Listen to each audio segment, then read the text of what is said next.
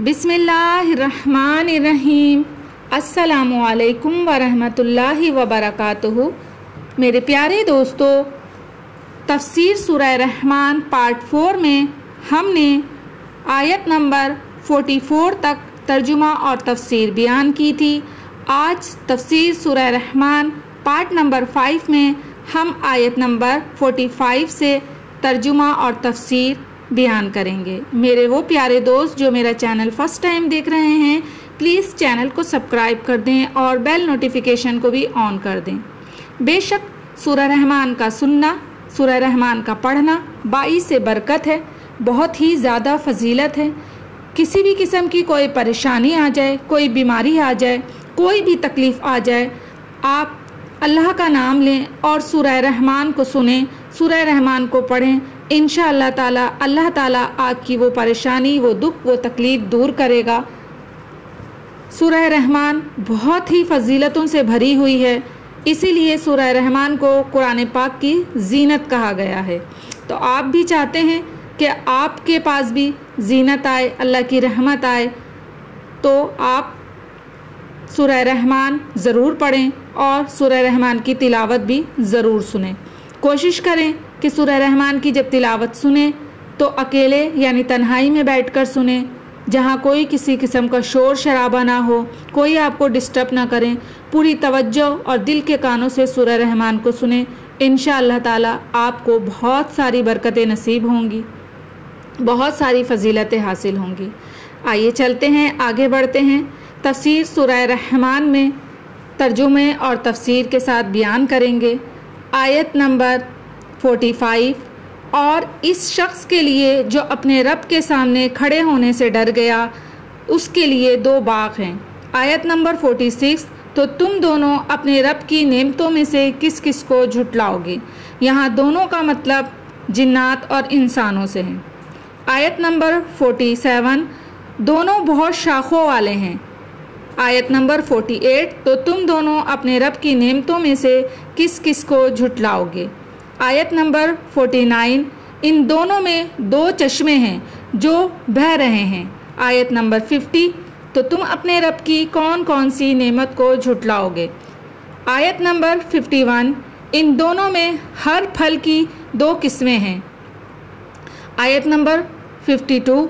तो तुम अपने रब की कौन कौन सी नेमत को झुटलाओगे। तफसीर की जानिब चलते हैं। फ़िक्र, आखरत और इंसान। इब्ने शोज़ब और अता खरसाई रहमतुल्लाह अलैह फरमाते हैं, आयत नंबर वलिमन खौफा मकाम रब्बिही जन्नतान। आयत नंबर 55 सूरह रहमान 46 सिद्दीक़ अकबर रज़ियल्लाहु ताला अन्हा के बारे में नाजिल हुई है। अतिया बिन कैस रहमतुल्लाह अलैह फरमाते हैं, ये आयत इस शख्स के बारे में नाजिल हुई है जिसने कहा था, मुझे आग में जला देना ताकि मैं अल्लाह ताला को ढूंढाने पर ना मिलूं। ये कलमा कहने के बाद एक रात एक दिन तौबा की, अल्लाह ताला ने कबूल फरमा ली और इसे जन्नत में ले गया। लेकिन सही बात यह है कि यह आयत आम है। इब्ने अब्बास रज़ियल्लाहु ताला अन्हु फरमाते हैं, इब्ने अब्बास रज़ियल्लाहु ताला अन्हु वगैरह का कौल भी यही है। मतलब यह है कि जो शख्स क़यामत के दिन अपने रब के सामने खड़े होने का डर अपने दिल में रखता है और अपने आप को नफ्स की ख्वाहिशों से बचाता है और सरकशी नहीं करता, ज़िंदगानी दुनिया के पीछे पढ़कर आखरत से गफलत नहीं करता, बल्कि आखरत की फ़िक्र ज़्यादा करता है और इसे बेहतर और पायदार समझता है, फ़राइज़ बजा लाता है, महरूमात से रुकता है, क़यामत के दिन इसे एक छोड़ 2 जन्नतें मिलेंगी। सही बुखारी में है, नबी करीम सल्लल्लाहु अलैहि वसल्लम फरमाते हैं कि 2 जन्नतें चांद की होंगी और इनका तमाम सामान भी चांदी का ही होगा, और 2 जन्नतें सोने की होंगी और इनके बर्तन जो कुछ इनमें हैं सब सोने का होगा। इन जन्नतियों में और दीदार बारी में कोई चीज़ हायल ना होगी सिवाय इस किबरियाई के पर्दे के जो अल्लाह अज़्ज़ा जल के चेहरे पर है।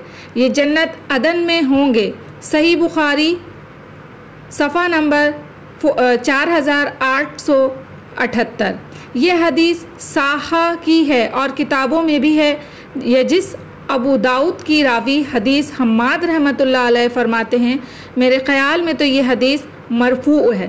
تفسیر ہے اللہ تعالیٰ کے فرمان اور آیت نمبر 46-45 سورہ رحمان، اور آیت نمبر 55 سے 62 کی۔ سونے کی 2 جنتیں مقربین کے لیے اور چاندی کی 2 جنتیں اصحاب یمین کے لیے ہیں۔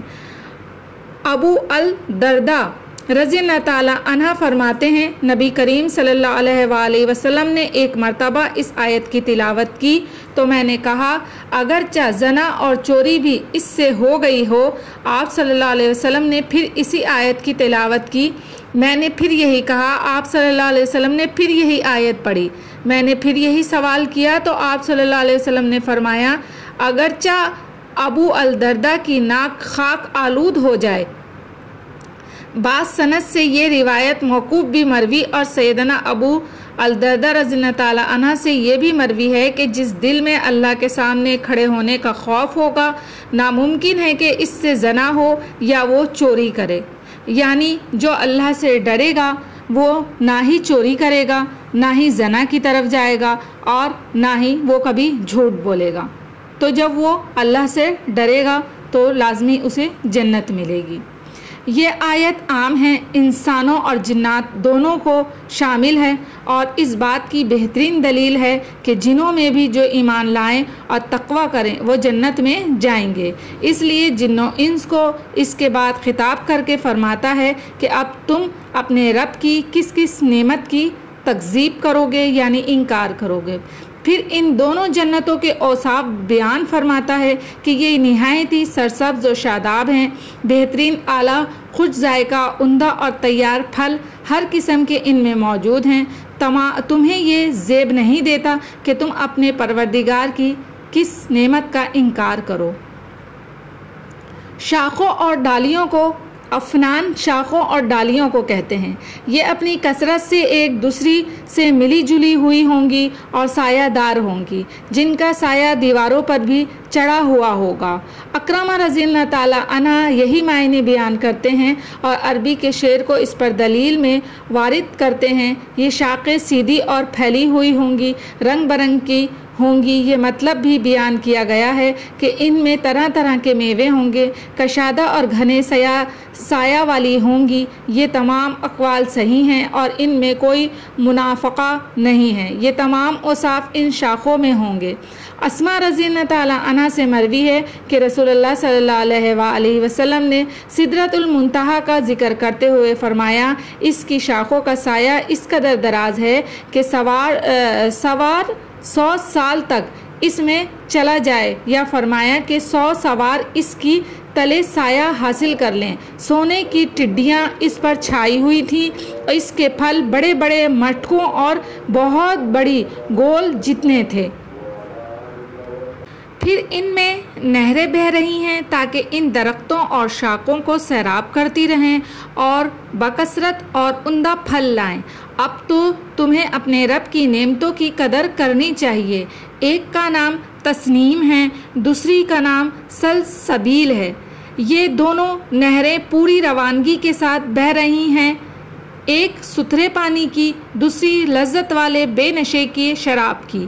ان میں ہر قسم کے پھلوں کے جوڑے بھی موجود ہیں اور پھل بھی، وہ جن سے تم صورت شناس تو ہو لیکن لذت شناس نہیں ہو، کیونکہ وہاں کی نعمتیں نہ کسی آنکھ نے دیکھی ہیں، نہ کسی کان نے سنی ہیں، نہ کسی دماغ میں آ سکتی ہیں۔ تمہیں رب کی نعمتوں کی ناشکری سے رک جانا چاہیے۔ ابن عباس رضی اللہ تعالیٰ عنہ فرماتے ہیں دنیا میں جتنے بھی کڑوے میٹھے پھل ہیں وہ سب جنت میں ہوں گے، یہاں تک کہ ہنزل یعنی اندرائن بھی۔ ہاں دنیا کی ان چیزوں اور جنت کی ان چیزوں کے نام تو ملتے جلتے ہیں، حقیقت اور لذت بالکل ہی جداگانہ ہے۔ یہاں تو صرف نام ہے، اصلیت تو جنت میں ہے۔ اس فضیلت کا فرق وہاں جانے کے بعد ہی معلوم ہو سکتا ہے۔ مثال مطلب یہ کہ جس طرح یہاں یہ سیب ہے تو وہاں اس سیب کا جو ذائقہ ہوگا یقیناً وہاں پر اس سیب کا ذائقہ بہت زیادہ لذیذ ہوگا اور یہ سیب مٹکے جتنے بڑے ہوں گے، اور جو بیر یہاں چھوٹے چھوٹے سے ہیں وہاں وہ بیر بہت ہی زیادہ لذیذ ہوں گے اور سیب جتنے بڑے بڑے ہوں گے۔ اس طریقے کا وہاں فرق ہوگا۔ بے شک کسی آنکھ نے نہیں دیکھا، اس لیے انہوں نے یہاں پر فرمایا کہ یہاں تو یہ جو چیزیں ہم دیکھ رہے ہیں، سیب، کیلا، آم، انگور، جو جتنے بھی پھل ہیں، یہ سب محض دنیا میں صرف نام ہیں۔ اصل جو ہے وہ جنت میں ہے، اصل جو ذائقہ ہے وہ جنت میں ہے۔ تو اللہ تعالی ہم سب کو سیدھے رستے پہ چلائے، سچ بولنے کی توفیق عطا فرمائے اور برائی سے روکے، چوری سے بچائے، ہدایت پہ رکھے، آمین ثم آمین، اور ہم سب کی مغفرت فرمائے اور ہم سب تمام مومنین کو جنت الفردوس میں بلند درجات عطا فرمائے، آمین ثم آمین۔ آیت نمبر 52 تک ہم نے ترجمہ اور تفسیر یہاں پر بیان کی ہے۔ اللہ تعالی ہماری کاوش کو قبول مقبول فرمائے۔ انشاءاللہ تعالی آیت نمبر 53 سے کل ترجمہ اور تفسیر شروع کریں گے پارٹ نمبر 6 میں۔ اجازت دیجیے۔